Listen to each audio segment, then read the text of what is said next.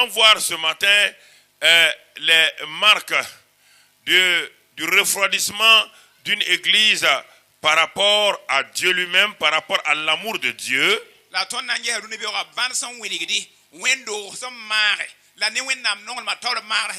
Et nous pouvons être étonnés qu'une église soit très active et que les chrétiens, quand je parle de l'église, je ne parle pas de l'institution, je parle de chacun d'entre nous, nous soyons actifs et en même temps froids ou tièdes aux yeux de Dieu.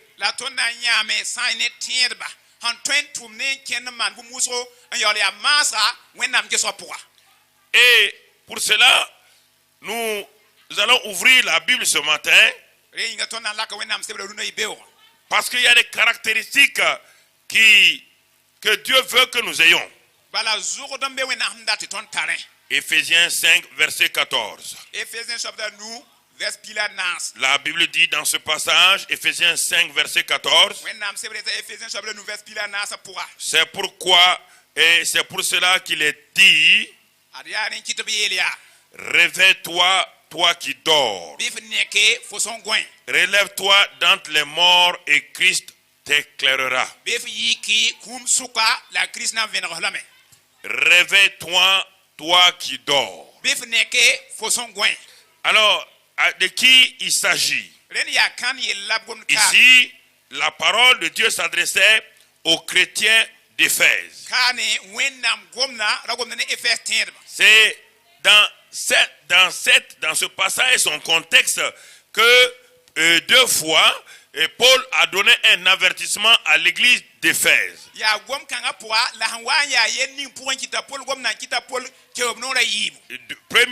Premier avertissement, dans Éphésiens 4, 27, il dit, ne donnez pas accès au diable à cause de vos péchés qui vous enveloppent, de vos péchés qui ont accès à votre vie.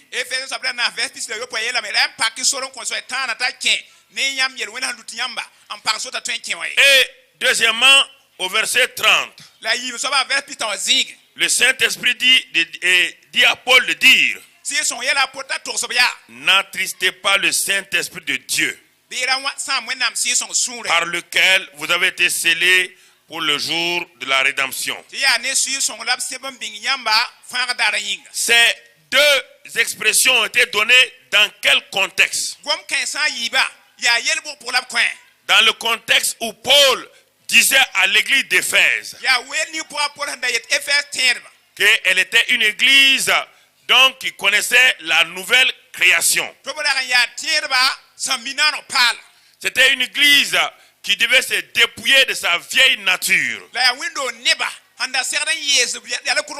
pour revêtir l'homme nouveau qui a été créé selon Dieu, dans une justice et une sainteté que produit la vérité, et de revêtir l'homme nouveau. Revêtir l'homme nouveau. Cela veut dire que l'église d'Éphèse avait reçu l'enseignement, le bon enseignement et l'enseignement exact. Ils avaient reçu l'enseignement sur la nouvelle création. Ils avaient reçu la révélation de la parole de Dieu. Mais Paul, à un moment donné, s'est aperçu que cette église-là, tout doucement, comptait sur ses œuvres et au fur et à mesure, sa relation avec le Seigneur refroidissait.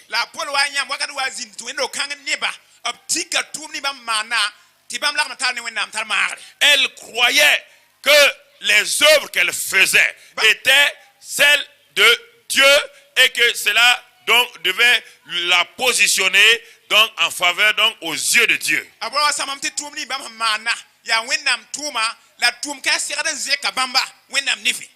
Mais on constate que l'église d'Éphèse n'a pas pris garde à ce que donc son pasteur, le pasteur Paul leur disait.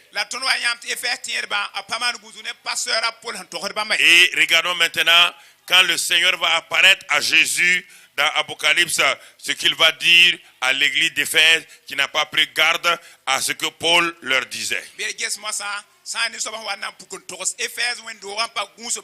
Dans Apocalypse d'abord 3. Et ensuite on va aller à une autre église. Dans Apocalypse, donc au chapitre 3, chapitre 2 même de l'église d'Éphèse, regardons ce que le Seigneur dit. C'est étonnant. Cette bonne église-là, voici où elle en est arrivée. Voici écrit à l'ange de l'église d'Éphèse, chapitre 2, verset 1. Voici ce que dit celui qui tient les 7 étoiles dans sa main droite. C'est lui qui marche au milieu des 7 chandeliers d'or. Écoutez ce qu'il dit. Je connais tes œuvres, ton travail et ta persévérance. Je connais. Église d'Éphèse. Le Seigneur dit, vous êtes des bons travailleurs. Vous êtes des hommes et des femmes engagés. Et les œuvres que vous faites sont bonnes. Les gens vous acclament. Les gens vous apprécient.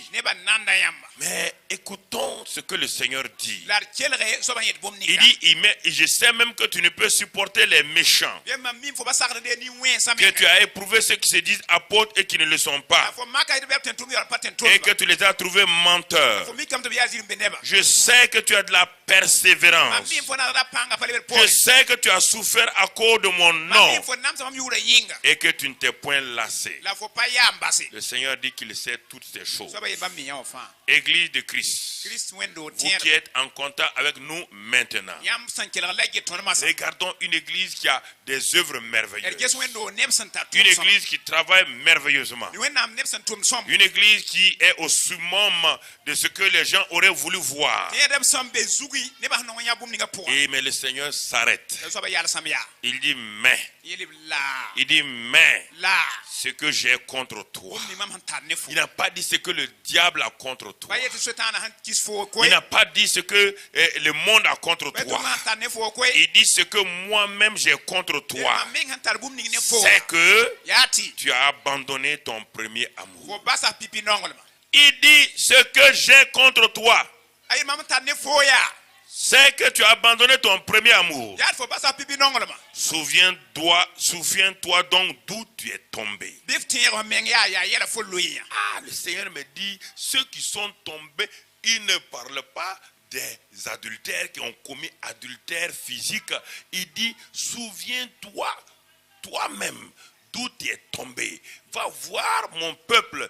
Dis-leur où est-ce qu'ils sont tombés. Ce sont des gens qui sont tombés. Et c'est pourquoi ils dorment et il faut leur dire de se réveiller.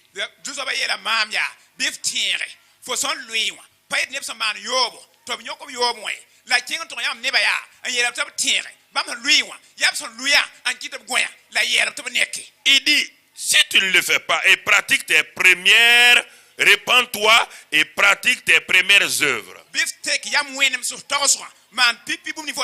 Si tu ne le fais pas, si tu ne te répands pas, si tu ne pratiques pas tes premières œuvres qui sont liées à ton premier amour, si tu ne fais pas cela, qu'est-ce qu'il dit? Il n'a pas dit le diable viendra. Lis ce que la Bible dit. Je viendrai à toi. Moi-même je viendrai. Et j'ôterai ton chandelier de sa place. Bien-aimés frères, Dieu dit à l'église d'Éphèse, il dit répands-toi. Il m'amène dans Apocalypse 3 et dans ce passage verset 15 je crois. Apocalypse 3 verset 15. Et il parle là-bas, tu peux commencer à lire. Je connais tes œuvres. Ça c'est l'église de Laodicée. Je connais tes œuvres. Là vous voyez encore. Je connais tes œuvres. Je sais que tu n'es ni froid ni bouillant. Je sais aussi que tu n'es ni froid ni bouillant. Puisses-tu être froid ou bouillant? Puisses-tu être froid ou bouillant? Ainsi, parce que tu es tiède. et que tu n'es ni froid ni bouillant, je te vomirai de ma bouche. Parce que tu dis, je suis riche, je me suis enrichi et je n'ai besoin de rien. Et parce que tu ne sais pas, ah, c'est terrible. Tu ne sais pas. Toi-même, tu ne sais pas que tu es malheureux, que tu es misérable, que tu es pauvre, tu es aveugle et nu. Ça, c'est terrible. Dieu parle à son église. Toi, tu ne sais pas. Il parle à chacun de toi. Tu ne sais pas, sœur. Tu ne sais pas, frère, que tu es misérable, que tu es aveugle, que tu es nu, que tu es pauvre. Tu ne le sais même pas. C'est ça le danger. C'est que tu es ignorant même de ton état spirituel. Parce que ce que tu regardes, Dieu m'a béni. Dieu m'a donné ça. Dieu m'a donné ça. Tu dis non, non, non. Tu ne sais même pas. Tu ne sais pas. Ah oui, mais Dieu m'a élevé. Dieu dit c'est moi qui le fais. Mais tu ne sais pas. Ça c'est ta condition sociale, socio-économique. Mais ta condition spirituelle, c'est quoi? Misérable, malheureux, nu, aveugle, pauvre. Et tu ne le sais même pas. Tu n'es même pas conscient de ça. Tu es satisfait de ta position. Et tu dis oui, oui, mais moi je m'en vais à l'église. Mais parfois j'ai fait ceci ou cela. Dieu, il parle de l'église, il n'est pas en train de parler des païens ici. Là. La première église c'est Éphèse. La dernière c'est à Laodicée. Il dit, mais dis-leur, quand ils veulent faire leurs affaires, ils se lèvent le matin, ils se précipitent, ils se préparent, ils s'en vont. Quand ils doivent faire mes œuvres, ils doivent venir à l'église. Est-ce qu'ils se précipitent?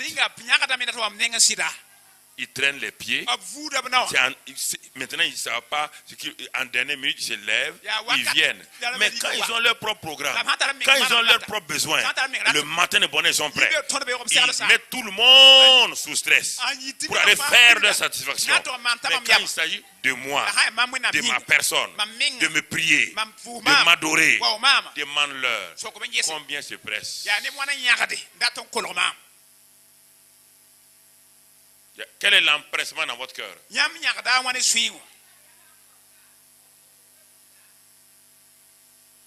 Quel est l'empressement?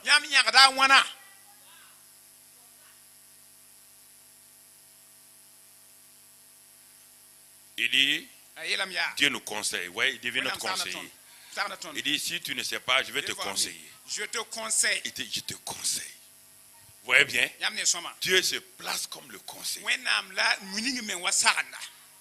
Je te conseille de faire quoi? D'acheter de moi de l'or éprouvé par le feu. Quand il dit d'acheter, il parle d'une affaire de foi. Parce que tu ne peux rien acheter chez Dieu. Aucun argent ne peut rien acheter. Il parle de ta foi, de ton humilité. D'acheter de moi. Chez moi. Est-ce que l'argent peut acheter quelque chose chez Dieu? Non. Ta foi. Reviens à ta foi première. Reviens à cette foi enfantine. Reviens à cette foi qui ne faisait pas de calculs. Mais une foi simple. Une foi qui vient à Dieu. Et continue. Afin que tu deviennes riche. C'est bizarre ça. Je suis riche. Dieu me dit, ah non, tu n'es pas riche, tu es pauvre. Dieu me dit, tu n'es pas riche.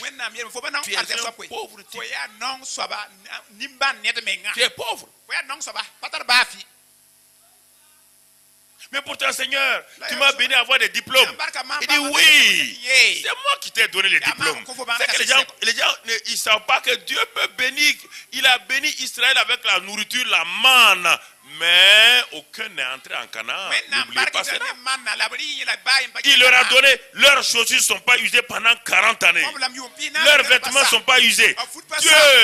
Dieu les protégeait. Israël a dit, mais s'il fait ça, donc il n'y a pas de problème. Mais aucun d'eux n'est entré. Qui? Ceux mêmes que Dieu a protégés. Continue. Et des vêtements blancs. Nous allons voir tout à l'heure là les caractéristiques. Nous allons voir, frère. Vous allez vous rendre compte que beaucoup d'entre nous sommes des rétrogrades assis dans l'église venant à toutes les réunions. Lis cela. Et des vêtements blancs. Et des vêtements blancs. Ça veut dire que tes vêtements sont plus blancs. Afin que tu sois tes habits ont été souillés sur la route. Afin que tu sois vêtu. Afin que tu sois vêtu. Et que la honte de ta nudité n'est pas. Et que la honte de ta nudité. Toi, tu crois que tu es vêtu. Dieu te regarde, tu es nu.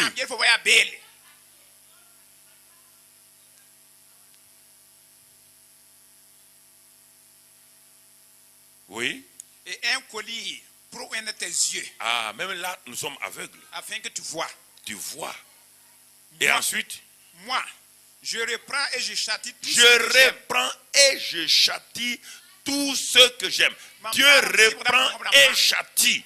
Voici des termes que les chrétiens ont oubliés. Un bon père reprend et châtie. Châtier, ce n'est pas la méchanceté. Châtier fait partie de la discipline. Fait partie de l'amour. Il n'y a pas d'amour sans discipline. Il n'y a pas de discipline sans amour. Frères et sœurs, châtier. Et ensuite, aie donc du zèle et répands-toi. Aie donc du zèle et répands-toi. Mais regardez ce qui est le plus important, c'est ce qui suit actuellement. Ce qui suit là, et il est en train de parler où? Lis maintenant. Voici, je me tiens à la porte. Dieu est en dehors de notre système. On a tissé un système. Et c'est du dehors qu'il est en train de parler. Il dit, je me tiens à la porte. Alors que lui-même, il est à la porte. C'est-à-dire que nous avons fermé la porte à la porte. Nous avons développé des systèmes. Et sur lesquels nous avons pensé que nous sommes ceci. Il se tient maintenant à la porte. Et il dit, je frappe. Je frappe. Et dis-moi, dis la suite. Si quelqu'un entend il ma voix. s'adresse à chacun maintenant. Vous voyez, il ne s'adresse pas à nous tous ici. Il parle à chacun. Si parmi ceux qui sont en train d'écouter, si quelqu'un parmi eux, ça veut dire que Dieu ne s'intéresse pas à tout le monde. Tout le monde ne l'intéresse pas. Un individu qui l'intéresse. Il s'intéresse à qui? Dis-moi à qui Dieu s'intéresse. Dis-nous. J'entrerai chez lui. Si quelqu'un quoi? Reprend. Si quelqu'un entend ma voix et ouvre la porte. Voilà. Si ce matin, quelqu'un reconnaît déjà dans ce qui a été dit là, il se reconnaît. Et là où il est assis, il dit, Seigneur, ça me concerne. Ah, Dieu, j'ouvre mon cœur. C'est cette personne qui s'intéresse. Donc, si quelqu'un, Dieu cherche toujours quelqu'un. Dieu ne cherche pas des groupes. Dieu ne cherche pas des églises. Dieu cherche un homme. Si quelqu'un entend, si ce que tu as entendu ce matin, si Dieu t'a parlé, toi tu fais le dur, tu fais l'indifférent, ton cas est déjà réglé. Tu perds ton temps, il ne faut plus venir même. Il ne faut plus venir. Ton cas est réglé.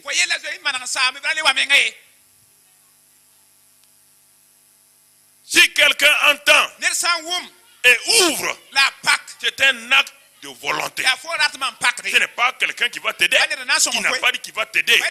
C'est toi qui as fermé la porte au nez du Seigneur. Dieu te dit, ouvre-la. Tu l'as fermé, tu l'ouvres. Si tu ne l'ouvres pas, je continue ma route. Et tu voyez bien, on parle de qui? D'une église. Ils ont une chorale, ils ont un groupe musical, ils ont des pasteurs, ils font des cultes. Mais Jésus est où? Au dehors. Parce qu'ils ont tissé un système. Ils ont tissé leur manière de faire. Mais en ce temps, Jésus est au dehors.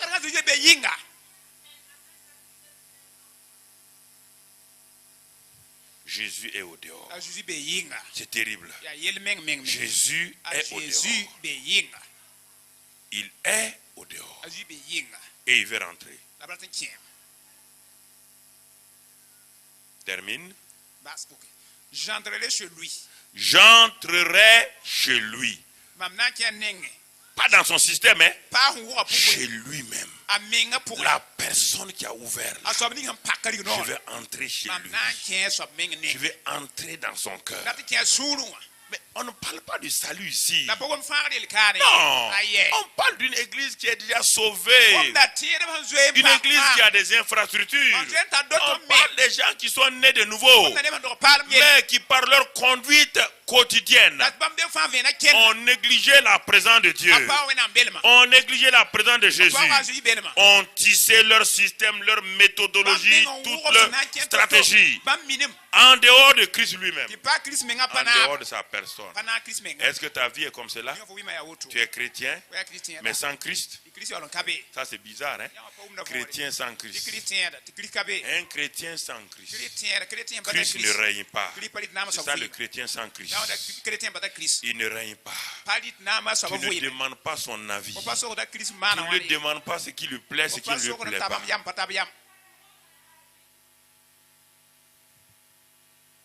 Voici frère.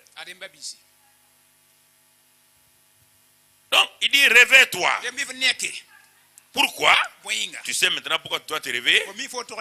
Parce que l'église d'Éphèse et l'église d'Apocalypse, au lieu de dire le mot réveiller, il dit répands-toi.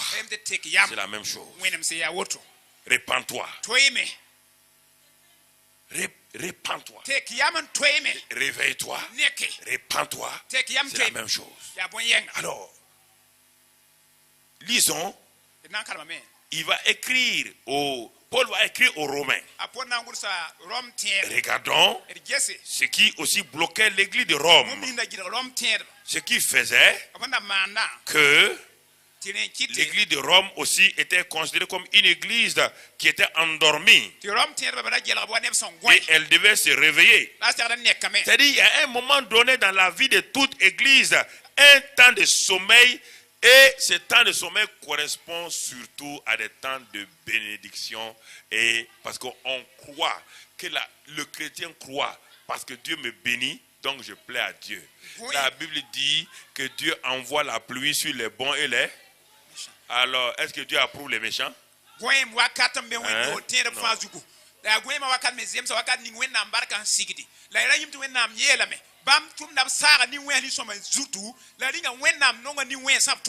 La vie chrétienne est une marche quotidienne.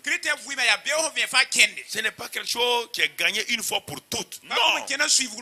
On peut arriver à la veille de sa mort et puis manquer tout. Tout. La Bible dit la fin d'une chose vaut mieux que son commencement. Et il n'y a pas de garantie, frère. C'est vous-même qui pouvez prendre la garantie. C'est pas Dieu qui donne la garantie. Dieu a envoyé Christ, il nous a sauvés. Il dit veille sur toi-même. Il dit toi-même détourne-toi. Il dit à toi-même marche. Il n'a pas dit lui. Parce que lui t'a tout donné. Il t'a donné sa parole. Il t'a donné son esprit. Et nous ne pouvons pas échouer si nous demeurons en lui. Romains 13 donc, et au verset 11. Voilà ce qu'il dit à l'église de Rome. Il dit cela importe d'autant plus que vous savez en quel temps nous sommes. Mais il dit à l'église de Rome, on dirait que vous ne savez pas, hein? Nous sommes à un temps important. Il dit c'est l'heure de vous réveiller enfin du sommeil.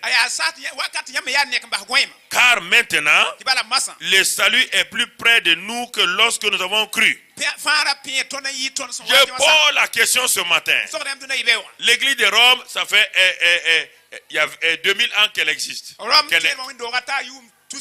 Alors, si Paul dit que le salut était proche de l'église de Rome il y a 2000 ans, et nous, il est quoi? Il est quoi? Ok, très bien. Et il dit, réveille-toi. Parce que tu dois discerner. Bara fa sada mbang mbake. Je t'ai parlé dans les évangiles. Mam goma ne Je foko t'ai ora dit ce pour. qui caractérise les temps de la Mam fin. ça fo bandi. Je t'ai dit ce qui va se passer. Oui da fo bum dina mar. Ta télévision te montre ça. Fo télévision même ni. Tes journaux te parlent de ça. Les scientifiques même confirment ma parole. Tout ce que je vous ai dit, qui va caractériser la fin des temps, je vous l'ai dit dans ma Bible, dans Matthieu, dans Luc, et la science est en train de confirmer ces choses. Et vous continuez à prier pour la paix, pour avancer. Et il dit, mais est-ce que vous allez vous réveiller? Lis la suite il dit, la nuit est avancée. La nuit est avancée et les jours approchent. Les jours approchent. Dépouillons-nous donc. Dépouillons-nous. Donc des œuvres des ténèbres. Ce n'est pas Dieu qui va nous dépouiller. Ce n'est pas un pasteur qui va vous dépouiller. Dépouillons-nous donc des œuvres des ténèbres. Dépouillons. Dépouillons-nous donc des œuvres des ténèbres. Et qu'est-ce qu'il dit encore? Et revêtons les armes de la lumière. Et revêtons. On a vu ça avec les Éphésiens aussi. Les Éphésiens disent, dépouillez-vous. Renouvelez-vous. Revêtez-vous. Même chose ici. Dépouillez-vous. Revêtez-vous. Et ensuite, marchons honnêtement. Marchons honnêtement, comme en plein jour, loin des excès et des livrogneries, de la luxure, de l'impudicité, des querelles et des jalousies.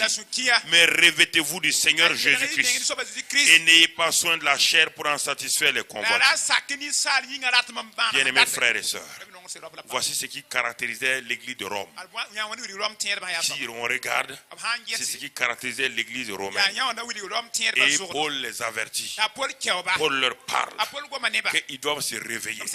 Ils doivent se réveiller pour sortir. Alors, frères et sœurs, ça sont les marques d'un chrétien rétrograde ou d'une église rétrograde. Une église a besoin de se réveiller.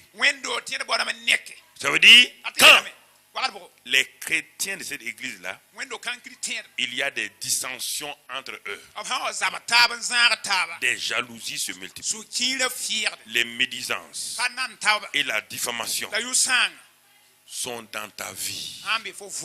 Cela veut dire, mon frère, ma soeur, quelque chose ne va pas. Quand l'esprit de mondanité, deuxième marque, l'esprit de mondanité vient sur les chrétiens.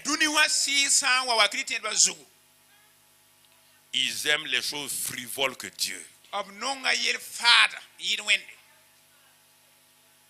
Les choses secondaires. Ils aiment les concerts plus que Dieu. Ils aiment ces choses-là plus que la parole de Dieu. Ça veut dire que ça c'est la mondanité. On le reconnaît par leur habillement. Quand on voit la frivolité dans l'habillement des femmes, c'est vrai, on a dit il ne faut pas compliquer les choses. On avait serré la vie il y a 15 ans, c'est bien. Mais une femme même qui n'est pas chrétienne, c'est que son corps ne doit pas être exposé. Une femme qui expose son corps provoque l'adultère. Parce que la Bible dit, écoute-moi, la Bible dit que si un homme regarde une femme pour la convoiter, il a commis adultère. Mais si la femme est bien habillée, si l'homme commet adultère, c'est sa faute. Mais si la femme est mal habillée, si la femme expose son corps et l'homme à cause de ça regarde, s'il commet adultère, il a commis adultère avec cette femme. La femme est responsable. Frère, la mondanité. Tu aimes, mais c'est terrible. On aime les choses. On prend plaisir au théâtre que la prière. Ah oui, tu es capable d'aller voir un théâtre 3 heures, mais tu ne peux même pas prier 30 minutes. Comment tu peux dire à Dieu que comment peux-tu dire à ta femme, Wan tol foto ila si faka. tu passes 3 heures avec une autre femme et avec ta femme, tu ne peux pas passer 30 minutes. Tu vas dire que tu l'aimes comment? Tu passes 3 heures avec une autre femme et tu passes 30 minutes à ta femme. Tu as beau lui dire quoi? Elle ne peut pas croire à ça. Alors Dieu dit, il est un Dieu jaloux. Les 3 heures que tu passes là-bas, c'est ça ton Dieu étranger. C'est ça qui est dans ton cœur. Parce qu'on passe du temps avec ce qu'on aime. Tu ne peux pas me dire ça. On passe du temps avec ce qu'on aime. Ce qu'on n'aime pas, on est mal à l'aise à sa présence. Et on sort vite. On s'en va vite. Tu ne peux pas dire autrement. Qu'est-ce que tu aimes? Et réfléchis toi-même. Qu'est-ce que tu aimes? Regarde. Tu es à l'aise quand tu regardes quoi? Tu es à l'aise quand tu es devant les gens. Tu es à l'aise devant qui? C'est ça, frère. On ne peut pas renier ça. Troisième marque pour montrer qu'un chrétien est rétrograde ou une église est rétrograde, c'est l'indifférence face au monde qui se perd. Ah oui. Indifférence face au monde qui se perd. Et c'est pourquoi Jonas avait rétrogradé. Le prophète avait rétrogradé. Dieu lui a montré Ninive qui se perdait. Il a préféré fuir pour aller ailleurs. Alors, le péché, quand il y a une marque dans notre vie, quand le péché ne t'attriste plus, ça veut dire que tu es rétrograde. Quand le péché, tu vois, tu mens là, et le mensonge ne te dit plus rien, tu es rétrograde. Normalement, quand quelqu'un ment, son cœur commence à faire quoi? Quand vous étiez nouvellement converti, quand vous mentez, votre cœur fait quoi? Maintenant, vous mentez, votre cœur, ça veut dire que vous êtes rétrograde. Vous êtes rétrograde. Vous volez des choses à l'hôpital. Compresse, alcool, vous êtes infirmier, infirmière. Vous volez dans votre clinique des compresses. On dit non, que c'est le patron les mauvais. Chez Dieu, vous êtes voleur. Vous volez des bics au service, vous êtes voleur. Voleur. Dieu m'a corrigé comme ça. Oui. J'ai une famille avec qui j'étais, sa fille est là, la famille Lompo. Mais quand j'étais en premier, j'allais passer mon baccalauréat. Son papa avait de très bons livres, un livre de statistiques. Et j'étais ami avec son frère. J'étais comme le 6e enfant de la maison. Les mamans me recevaient tout le monde. Mais quand j'ai vu ces livres de statistiques là, en bon stratège, je suis rentré dans la bibliothèque. J'ai regardé, j'ai dit, ça c'est bon, hein. Après j'ai mis sous mon habit. Je suis allé. Avec ça, c'était les statistiques. J'ai eu mon baccalauréat. Ça là, parce qu'il y avait tellement de récits là-dedans que j'ai fait ça. Mais j'ai eu mon baccalauréat. Mais après j'ai jeté les livres là.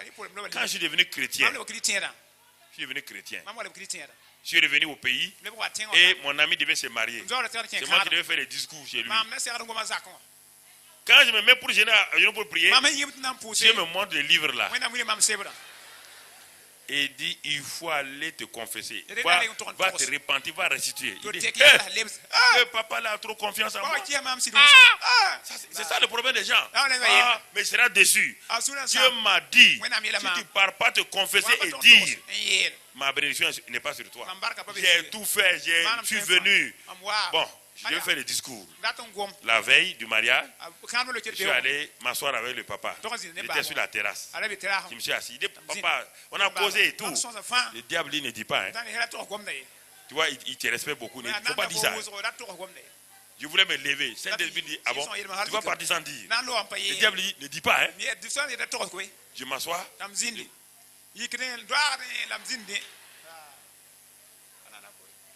À la fin, j'ai eu mon courage. J'ai fermé mes 2 yeux. Je dis, papa, bon, ton livre de statistiques là, que tu as fait quand tu étais parti en France, il y avait l'école des administrateurs. Il dit, au lieu de dire j'ai volé, c'est moi qui avais pris pour travailler.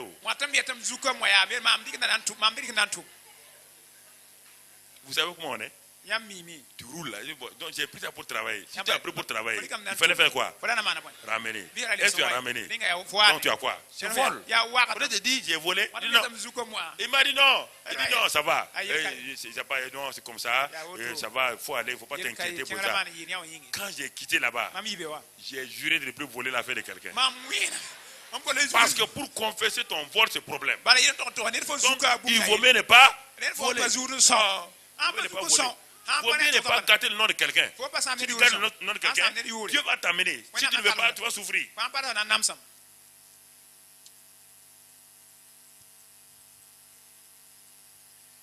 Mais oui. Ça c'est important, frère. Important. Le péché attriste. Le fait de fumer des cigarettes et ça ne te dit rien, ça veut dire que ta conscience est calleuse. Mon frère, le fait de commettre la fornication, ça ne te dit plus rien, ça veut dire que quelque chose ne va pas. Ça ne va pas, mon frère. C'est-à-dire que tu es rétrograde. C'est ça que Dieu veut que je parle, que Dieu nous parle. Le manque d'amour fraternel et de confiance. Ça c'est important. Alors c'est pourquoi ce matin-là, es-tu un lapideur de frères ou un laveur de pieds des frères? C'est la dernière partie qu'on va voir avant de terminer ce matin. On va aller rapidement dans Jean 8. Alors écoutons très bien ce que Dieu nous dit. Tu es en train d'écouter la voix de Dieu. Et tu sais déjà où tu es. Ce n'est pas moi. Moi, je ne te juge pas. C'est la parole de Dieu qui nous juge, mon frère. La parole de Dieu m'a parlé comme ça aussi. N'oublie pas, c'est une épée. Et quand elle commence à opérer, tu as un problème. Voici une femme qui a été prise en flagrant délit d'adultère. Ils sont tous des juifs. Mais ils ont voulu régler le cas de cette femme-là en s'appuyant sur la loi de Moïse. Ils ont dit au verset 5, Moïse dans la loi nous a ordonné de lapider de telles femmes. Toi donc, que dis-tu? Et ouais, les gens veulent lapider. Lapider, vous entendez? Les gens veulent lapider les autres faciles. Ils sont prêts à lapider. Quand tu lapides tes frères, tes soeurs dans l'église, ça veut dire que tu as un problème. Nous ne sommes pas établis être des lapideurs ou des lapideuses de frères et de sœurs. Non, frère. Alors, ils s'en vont et ils veulent profiter pour régler le cas de Jésus. Et alors, quand ils sont arrivés auprès de Jésus, ils se sont appliqués et ils se sont appuyés sur la parole de Moïse. Et ils ont cru qu'avec ça, ils peuvent avoir Jésus. Ils ont oublié que la loi était extérieure et que Jésus est venu à la grâce pour l'intérieur. Ils ont oublié que la loi de Moïse s'attaquait au péché extérieur, mais pas au péché intérieur. La loi de Moïse dit, si tu as fait ça, il y aura ça. Mais ce que la grâce est venue, la grâce va plus loin que la loi de Moïse. La grâce dit, si simplement tu as pensé, même sans faire, tu es aussi fautif que celui qui a fait. Et ils sont allés pour régler le cas de Jésus. Jésus dit, ok, vous voulez lapider les gens. C'est ça, hein? Il n'y a pas de miséricorde en vous. Vous voulez lapider les gens. C'est ça. Frères et sœurs. Combien de frères et de sœurs vous avez lapidés?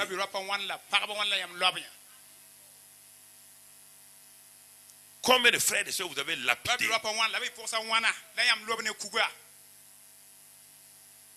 Lapider pour une faute alors que ce que vous-même vous faites est pire que ce que la personne a fait. Ça, c'est une marque que votre vie est rétrograde. Quand ils ont levé les cailloux, Jésus dit que celui qui n'a jamais péché, selon la loi de Moïse même, même pas selon lui, même selon la loi de Moïse, il n'a qu'à jeter la pierre. Tous se sont retirés sans exception. Tous. Alors, frères et sœurs, pourquoi vous précipitez-vous pour lapider vos frères et vos sœurs, sachant avec certitude que ce que vous êtes en train de lapider dans votre frère là, vous avez le même péché dans votre vie? Je ne comprends pas ça. Vous voulez le lapider pourquoi? Vous lapidez vos frères. Vous les lapidez veut dire quoi? Critiquer, les juger, les condamner parce qu'ils ont fait ça. Ah, lui il a commis adultère. L'église entière ne lui parle pas. Mais la plupart des adultères de l'église ne sont pas encore découverts. Ils ne sont que cachés. Et vous le voyez, tel soeur, tel frère, c'est lui qui dit ça là. Lui-même, il a tellement commis d'adultère. Dieu est étonné. Mais toi, on ne t'a pas encore pris. Tu n'as pas de compassion. Alors on doit le mettre sous discipline. Alors l'église même est tombée maintenant. Le pasteur est tombé. Il met plus les gens sous discipline. Si on doit mettre tout le monde sous discipline, on doit commencer par toi. Pourquoi êtes-vous dur avec les gens, sachant que vous n'êtes pas en règle vous-même?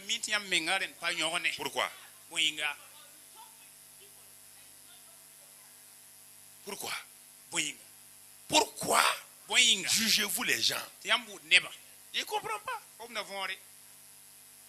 Pourquoi vous les jugez? Pourquoi vous les condamnez?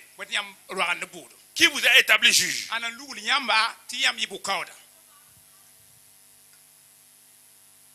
Jésus dit à la femme, il dit, mais maintenant, qui t'a condamné? Où sont tes juges là? Et ils sont partis. Jésus dit, mais va. Moi qui devais te juger, je ne te condamne pas. Va et ne pêche plus. Voici ce qu'on doit faire dans l'église.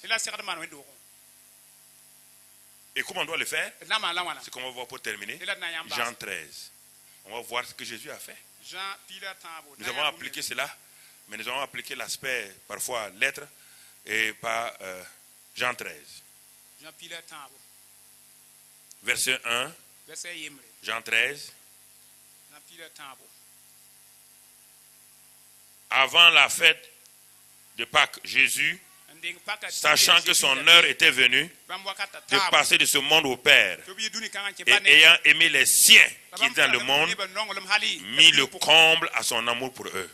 Ouais. Il a aimé les siens, il a aimé les 12 là, et maintenant il va faire quoi? Il va manifester, il va mettre son amour à son comble. Mais on va dire, mais par quoi il va faire ça?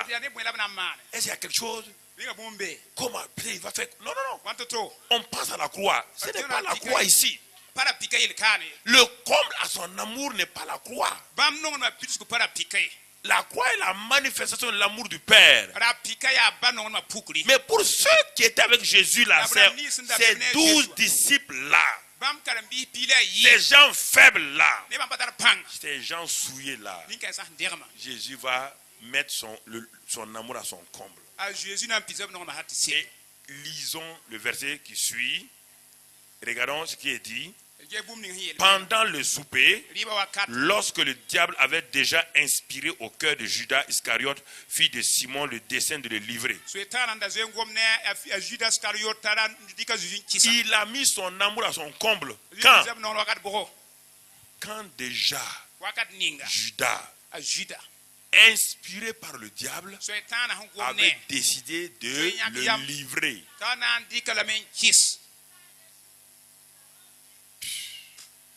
Judas a été inspiré par le diable de livrer Jésus. Jésus s'arrête devant Judas, devant chacun de ses disciples, et il va leur montrer l'amour à son comble. En faisant quoi? Regardez, d'un côté il y a le diable et Judas, de l'autre côté il y a le Père et Jésus. Le verset suivant, Jésus qui savait que le Père avait remis toutes choses entre ses mains, qu'il était venu de Dieu et qu'il s'en allait à Dieu. Ouais. Jésus et le Père, Satan et Judas, dans la même maison. Et on va voir qui va avoir la victoire. Dans la même maison. Qui va manifester la victoire? La haine contre l'amour. ne nonglem zabre La haine kisgda contre ne l'amour. nonglem na sertaba Regardons maintenant ges mosa ce qui se passe ici. bum ning saman ka Jésus est le saint des saints. azu la yilem da fa yilem Et qu'est-ce qu'il va faire? e wala na ma Verset 4. verset na Il se leva de table, zu yi ka tablo ôta ses vêtements. ay e bam fu Il a ôté ses vêtements en présence de qui? zu ye rab fu an sab tawre Les 12 disciples. kala bi pile be tawre Vous entendez?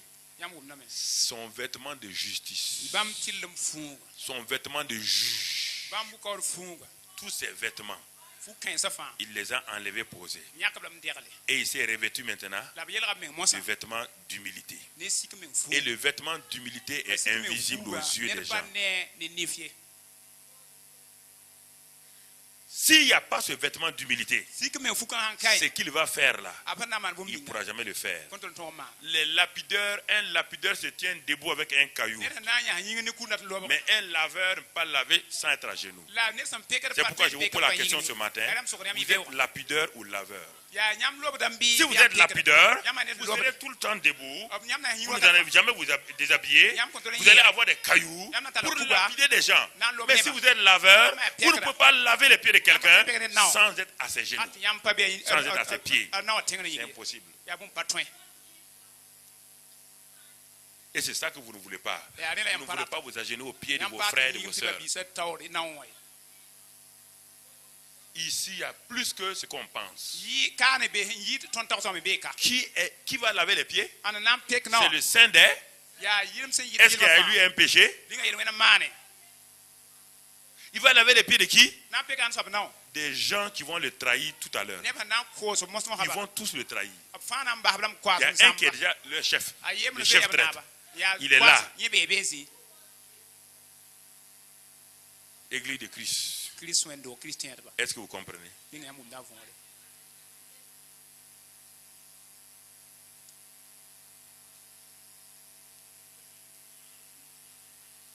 Donc, il ôte ses vêtements. Il porte le vêtement d'humilité. C'est-à-dire, il s'humilie. Et ensuite, qu'est-ce qu'il fait? Il prit un linge dont il se saignit. Il prend un linge. Quel est ce linge? C'est le linge de la miséricorde et de l'amour. C'est le seul linge qui peut laver les pieds souillés.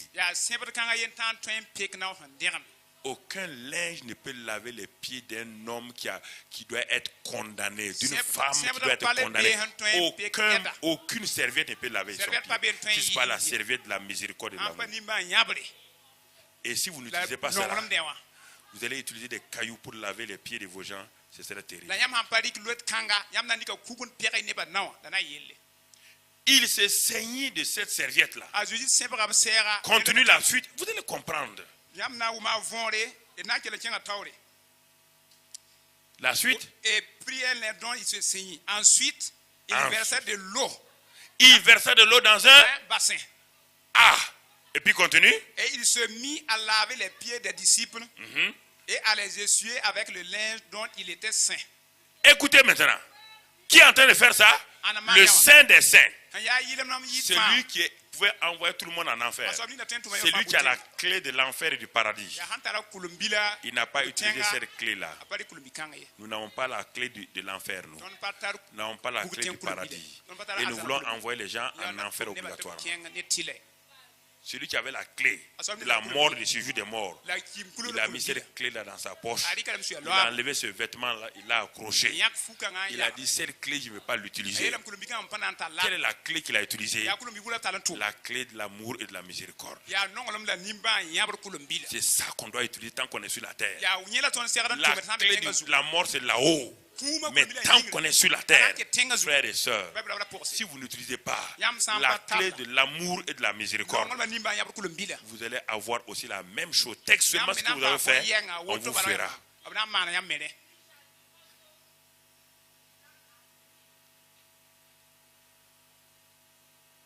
Et l'eau dans le bassin.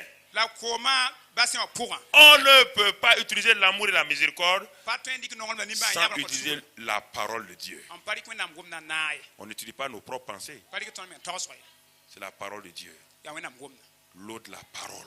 gomda C'est l'eau de la parole. gomda koom Cette eau la purifie. gom kãngã pekdame Ce n'est pas une eau qui condamne. pa koom tõnd Un tog n homme qui a buudum marché longtemps, ned sẽn kẽna qui a kaos voyagé, Un ses tour pieds sont fatigués, ana wa souillés. yaa rẽgdo Quand il s'assoit a sãn zĩnd devant vous yãmb taoore et vous amenez un bassin, yãmb tall vous basin mettez l'eau dans ce bassin, vous lavez ses pieds, n pẽga nawa ça le soulage. a yolsda lame Ça le soulage. yolsd lame t'a paam pems maasga Ça le donne le repos. fõ tara vʋʋsem Il sent qu'il y a quelque chose qui se a mim passe. tɩ bũmb n maande C'est de ça que nous avons besoin. yaa rẽ la tõnd Nos frères, nos sœurs, ils ont ils posé des actes. b maana bũmb Prends un bassin, rɩk basẽ le bassin de la parole. yaa wẽnnaam gomda basẽ Saigne-toi Sẽn de la serviette, ne de serviette l'amour et de la miséricorde. nin bãa yãbre Va devant ton frère. kẽ wã biga Dis-lui, taoore mon frère, Et la Bible. utilise d'abord la parole. beng dɩk wẽnnaam gomda La parole de Dieu dit wẽnnaam gomda yetame que tu as péché. fo maana yel wẽnna C'est vrai. yaa sɩda La même parole de Dieu dit wẽnnaam gom que si yãngã tu te yete répands, fo sãn tek yam Dieu te lave. wẽnnaam Je pekda suis venu simplement Mam pour t'aider, toi et moi. na n sõng Nous fo sommes pareils, mon frère. bãmb ne fo yaa yem Avec l'eau de la parole, ne wẽnnaam nous gomda allons nous koom repentir. tõnd na n teka Nous yam allons pleurer ensemble. tõnd na n yãba ne taaba Nous allons crier ensemble tõnd devant na n Dieu. kelm wẽnnaam Tu taoore utilises ça. fo Quand sãn c'est mik yõ fini, maane tu dis mon frère, sãn sa maintenant je vais laver ba tes biig pieds. maam na n pekas nawa Et tu vais laver tes pieds. na n pekas Au moment nawa où tu fais physiquement, fo tu sẽn le fais maan na sasa spirituellement maana aussi. sɩga pʋgẽ Tu le fais en lui disant, fo maanda t'a yɛta maintenant sois béni, ma sã n paam sois barka pardonné, paam sugd sois libéré, paam yolsd sois guéri. paam maag Et tes paroles la fo no goama deviennent tes paroles d'amour. fo nonglem goam C'est wata cette serviette-là servɛt kãngã que sug tu utilises. Il y a la serviette physique, la yaa mais yik la servɛt serviette be spirituelle la puissante. sɩ servɛtã be fo noon tar pãnga Tu utilises ça fo rɩkda et yẽ tu embrasses ton frère. moko ba biigã Tu essuies, mobga n tu t'en yẽs vas. n loogd Cet homme-là Rakang. ne va jamais oublier cela. a kõn tole yĩm yã wã abada Votre relation sera comme ça. yãmb lagm n taara ne taab na n yɩ woto Comme ça, a woto pour plus vous séparer. yãmb pa le tõe n welg taaba Mais l'amour hypocrite. la nonglem yaa zãmb Ah, nonglem papa, je t'aime. Baba, Pasteur, non, je t'aime là. pa fɛr nonglem Ça ne lie pas les gens. a pa yʋlsd nebã C'est ponctuel. yaa Ça ne wakat va yẽnga pas. pa kẽnd sõma L'amour véritable, nonglem yaa c'est kɩka des mondes dans les situations difficiles. yaa fo sẽn wat Jésus n était là. n wilga Judas était là. Pierre était là. Pierre qui va le régner là. a Pierre Il a lavé leurs pieds les uns après les autres. a pek sab na wã taab n tõnge Quand tu apprends des choses sur ta sœur, fo sã n wʋm bũmb fa bɩ-poakã zugu qu'est-ce que tu fais? wẽna fo maanda Écoute-moi à partir d'aujourd'hui. C'est la même Tu ne peux plus cinéma. oublier ça. la tol yĩm Ou yã tu es lapideur, wala f yaa ne lapideuse, zuga ou tu es laveur. wala yaa ne tɩ pekde C'est entre les deux.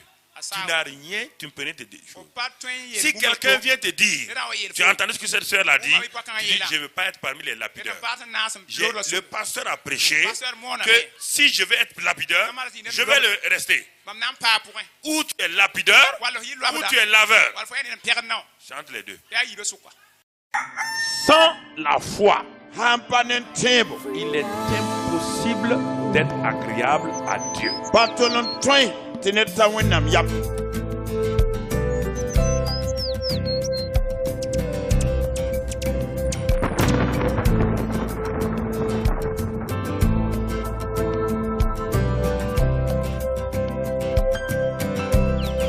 La foi plaît à Dieu, car elle donne au juste d'obéir, de marcher, de faire confiance en Dieu.